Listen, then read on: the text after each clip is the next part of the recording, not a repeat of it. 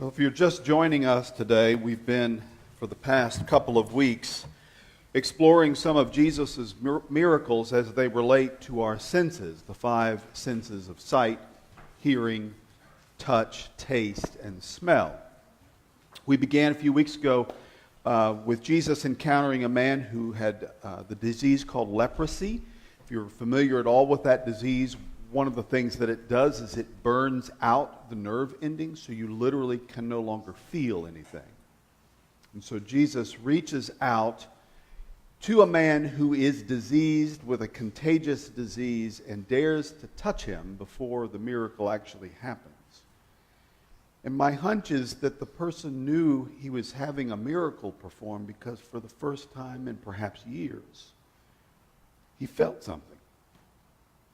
He felt the touch of another human hand on his skin. And he knew he was well. We then turned to the story, or two stories actually, of two men who were blind. Both of them came to Jesus asking for the miracle of being able to have their sight restored.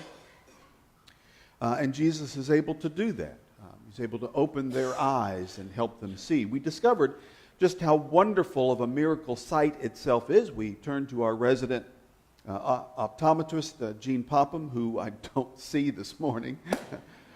I can actually look and see him all the way at the beach. But he reminded us just how it is that the eye works and how it relays information that our brain then interprets and becomes sight for us. And it is indeed a miracle of miracles. Then last week we talked about a man who was brought to Jesus who was both deaf and mute. There used to be a very unfortunate phrase. People used to be called deaf and dumb, because there was oftentimes associated with a person who could not hear well or had a complete hearing impairment, a slurring of the speech, a kind of speech impediment. And it made people associate that disease of being hard of hearing with being stupid. And we carried that phraseology really until only about 30 or 40 years ago. But it really meant that the person had an inability to speak, an impediment of some kind. And Jesus was able to put his fingers in the man's ears and touch his tongue. And he says this wonderful word, be open, ephphatha. And he opens the man's sense of hearing and opens his mouth to be able to speak plainly and clearly. Amazing miracles. And of course we studied these things because we understood that they also represent our own prayer, that those miracles take place in our life. We may not have an incapacity to feel, but sometimes we have an inability to feel or to empathize with someone else. That our compassion becomes somewhat numb. So we pray that God would restore to us a sense of touch, that we could be touched by somebody's need, that we would be touched enough to be moved to want to do something for that need, to want to reach out our hand as well and be a part of the miracle of bringing health and healing to their life. We know that vision, many of us wear glasses, I do, and it corrects some problems that we may have with our vision. But vision isn't just about what we see with our eyes, it's also about how we see with our heart. How we understand life, what we call insight. And that we would pray that Christ would be able to open our eyes to the wonders around us, to open our eyes to other people, and to be able to see, to have insight to life's meaning and how we would pursue it. And then the same is true of being deaf. We can turn a deaf ear, we can become tone deaf to the sound of God's voice, to the sound of other people's voices, to some things that we don't want to hear about ourselves. Be opened, we might pray. That our ears would be opened and that maybe our speech would be corrected based on what we hear. Now, That brings us to today's wonder. We're going to talk about the restoration of sense of taste. The sense of taste. Isn't that great? Now, you may not be familiar with this. There's a passage in the gospel where a family came and brought to him a small child and said, "Master, our child burned his tongue drinking hot chocolate, and we pray that you will heal him." That's actually not in the Bible. Had you going for a minute? I saw you turn those pages. What? So I got to thinking, so why would we be talking about the restoration of the sense of taste? What's going on? Did Jesus perform miracles that restored the sense of taste? Well, before we get into that, I think let's talk a little bit like Ray did about, let's take a tour of the tongue and get a sense of what the taste sensation is all about. Our tongues, as Ray said, are designed to actually pick up 5 senses. Bitter is one of them. My hunch is he doesn't like that coffee. Right? What's the bitterest thing you've ever tasted? An unripe persimmon. Audrey, what have you tasted that was really bitter? Cough syrup? Coffee. Oh, yeah. Yes. Licorice. Yeah. Some medicines are bitter. So bitter was a taste that's developed. While the tongue can taste everything, sweet, sour, salty, etc., the taste buds for bitter are at the back of the tongue. And anthropologists believe that that's a safeguard. That if you tasted something and it got to the back of your throat and it was bitter, you would spit it out because more than likely it was poisonous.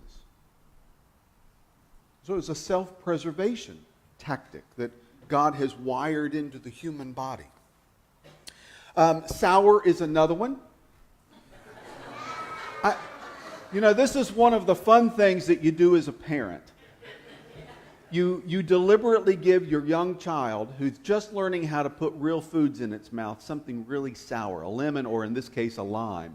And then everybody takes a picture and watches as the child reacts. And then we save this for their the party, when they get married, the reception, it's all showed up there. Sweet is another taste.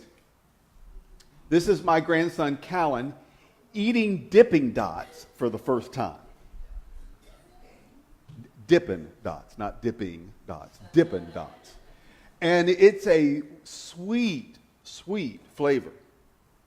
And it surprised him, when it kind of burst into sweetness in his mouth. Salty is another taste. This is, can you imagine having this job where you're doing conformity for the size of potato chips, checking every single potato? No, that's not what he's doing. But I think what he's doing, he's pulled that mask down and he's gone beyond sanitation. He's tasting them, I think. Salt. And boy, potato chips have salt. Now, Vicki and I have been on this diet. If you've noticed a little bit, I have slimmed down some. 21 pounds. And it's mainly come from denying ourselves any food. We've just starved ourselves. No, in actuality, it's just the opposite. We've been on this crazy diet that you counterintuitively eat things that are higher in fat and protein, and we've almost eliminated carbs.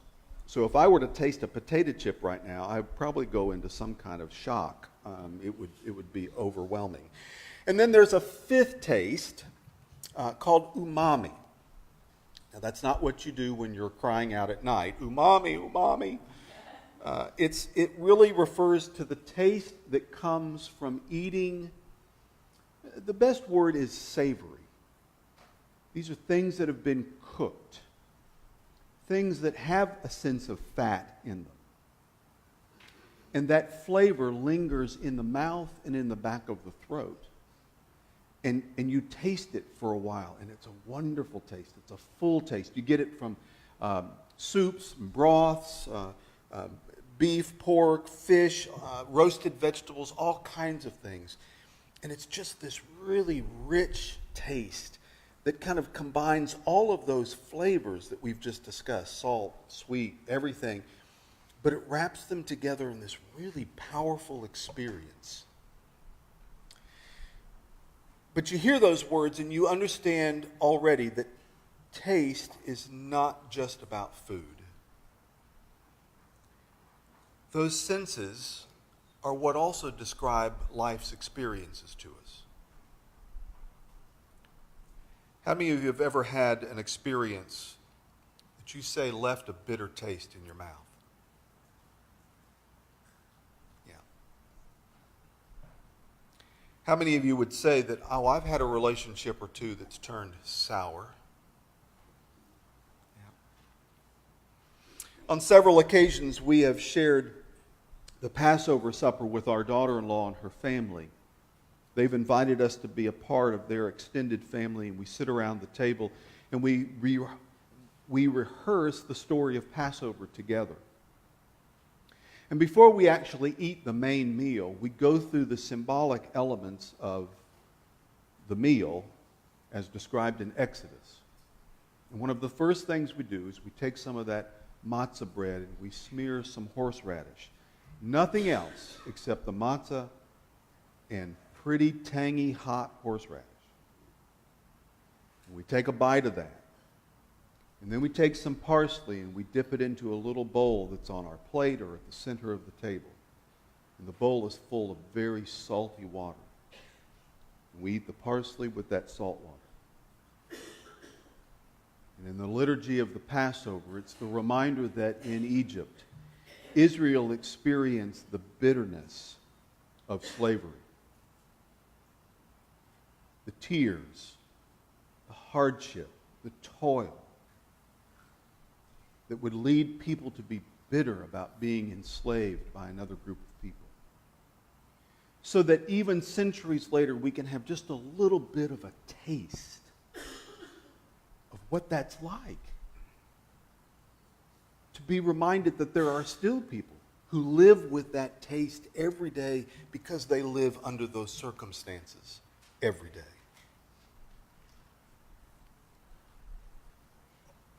No wonder then God calls Moses to become the deliverer of the people of Israel.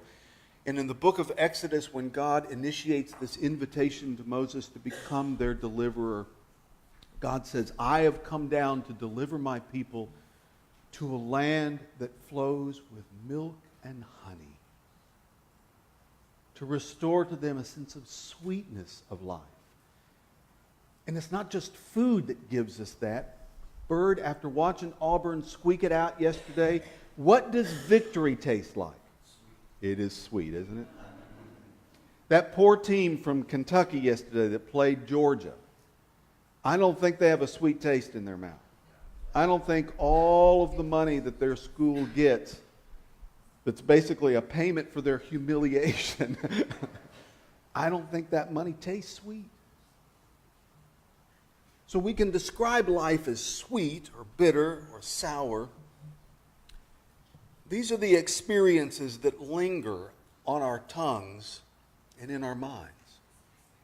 And then there are those moments, family reunions. Sitting around the table this past week with Bonnie's family, all of that extended family, listening to them tell stories, sitting around the table eating delicious food that had been prepared as a comfort meal for them. And even in Bonnie's absence, there was still something very rich that we were sharing. It was an umami moment. Something very nourishing was happening to us who were in the room. You see, foods become a powerful reminder of the life experiences, the things that have happened to us, the things that we have felt because of it, the things that we most long for, and the things that we hope for. The tastes that we want, not in our mouths, but in our lives. So what happens when we lose our sense of taste? What happens when life takes away the better elements of what we want to taste. Where do we go to find healing for that? By the time Jesus' disciples had returned from their mission trip, they had seen, and no doubt they had tasted, all of the experiences of life that the tongue itself can taste. In their travels to the villages, in the victory of seeing disease defeated, but in the bitterness of having people in a village reject them and having to shake the dust off their shoes and leave. They'd tasted it all.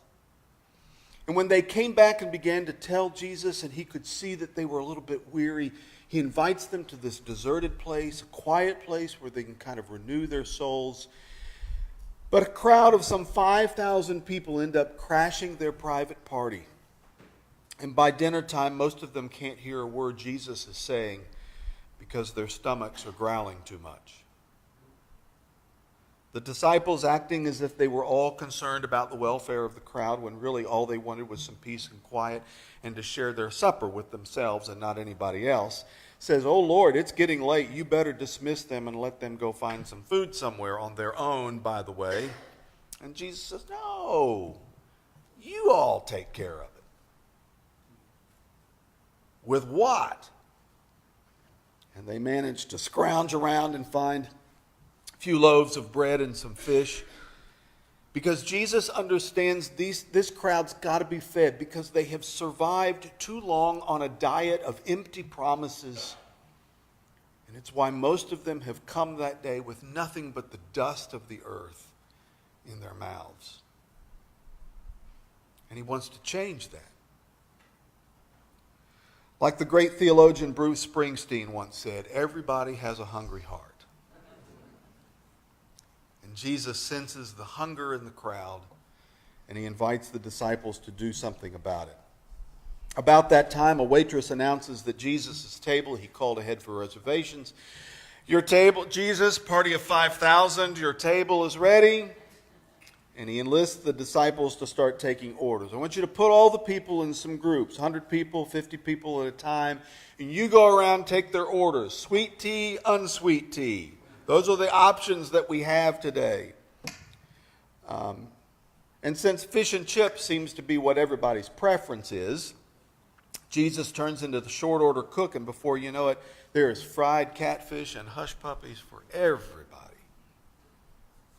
And Mark tells us that the whole crowd ate until everyone was filled.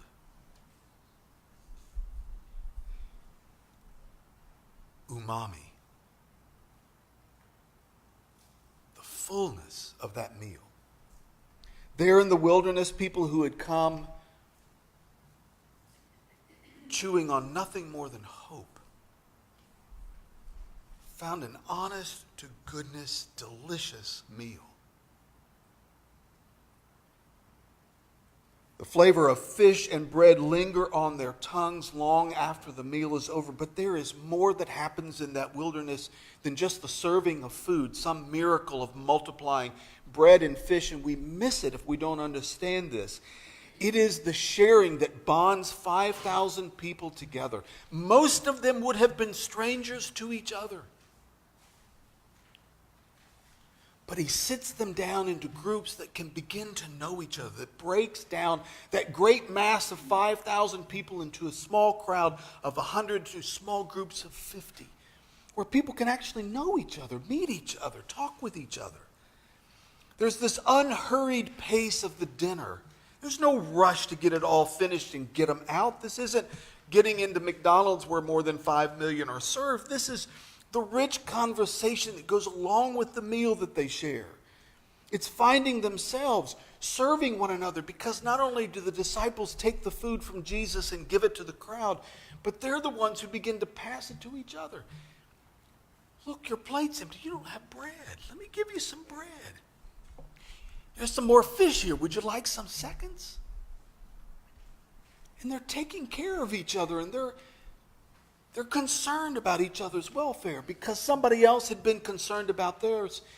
They now can take their eyes off their own needs and be able to focus on the people who are around them.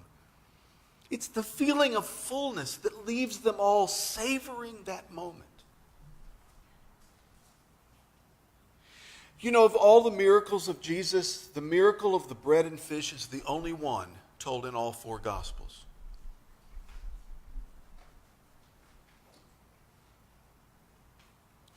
Because food can be that memorable and taste that important. Once a month, on the first Sunday of every month, we share the Lord's Supper. Because we need to taste grace often. We need to taste the bread and remember Jesus, just like the people in the wilderness did, just like all four gospel writers did. That we need this memory constantly reminded in our own hearts and lives. We need to taste it every single month to remember not only what he did, but what he said and why he did it. To keep the taste of God's grace and love in our mouths fresh and alive. We do this so that it will come to mind that every time we sit down, when you leave this room today and you go out to some restaurant and you hold a piece of bread or some other food and you put it into your mouth or you drink from a glass, that you'll see in that moment you're echoing this table. That there's something extraordinary happening. An echo of the grace of God that has allowed you to eat yet again. It's a miracle to never be taken for granted. We eat here in hopes that we'll always remember Christ and bring him to every table where we sit. In studying this week, I came across a statement that made me taste something new in this very familiar story. When we're hungry, our stomachs remind us, don't they? All this talk about food, my hunch is that somebody's stomach is already growling in here. Yes.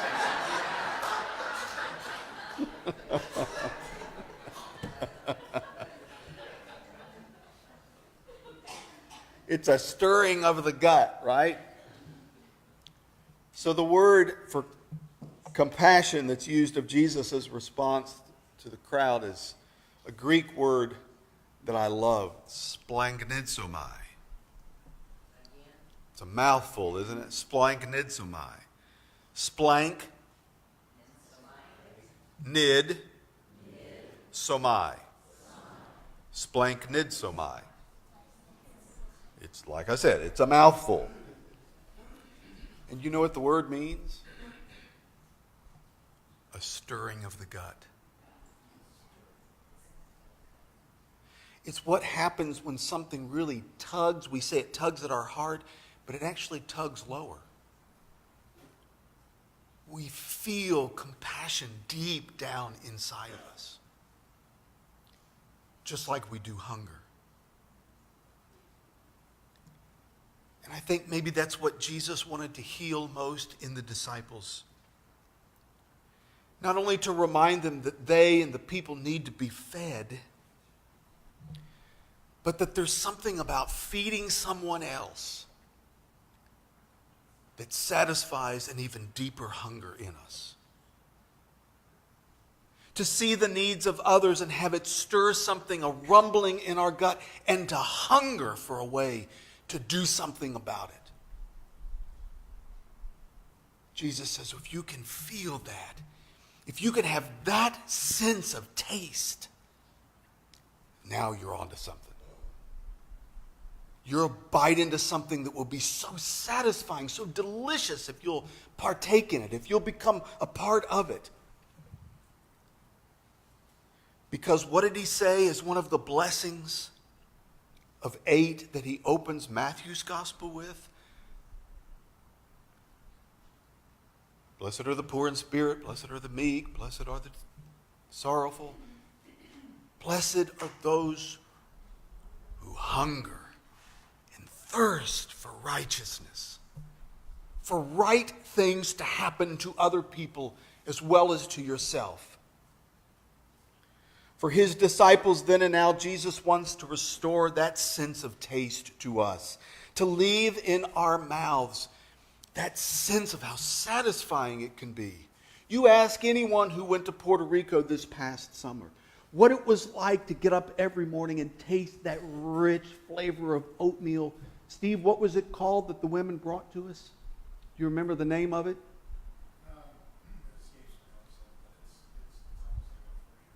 Yeah, it was just so rich and sweet. And gosh, for somebody who was on a diet, it broke it the first thing every morning.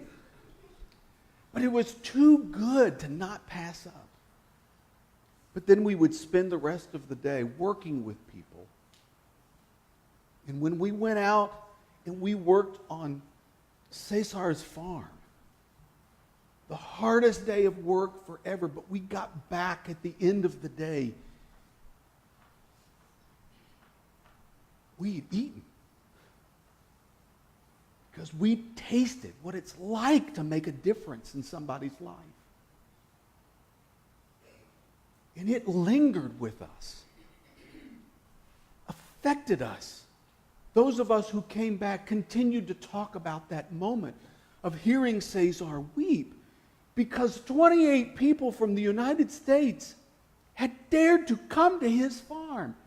And even if you don't lift a finger, he said, to do anything on my farm today, that you came. It's a 7-course meal. Jesus said, I have come to restore to you taste for that kind of life, for making that kind of difference.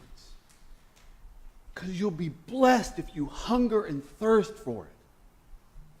Because I guarantee you I'll give you lots to chew on. On the night in which Jesus gave himself up for us, he took bread. And when he had offered thanks for it, he broke it. And he gave it to his disciples. And he said, take, eat, every one of you. Taste my life in yours. Taste the banquet that God himself is throwing in heaven and inviting all of life's history and its people to join around the table. Taste and hunger for it every day of your life. And then he gave a blessing over the cup, and he gave it to his disciples, and he said, and drink from this.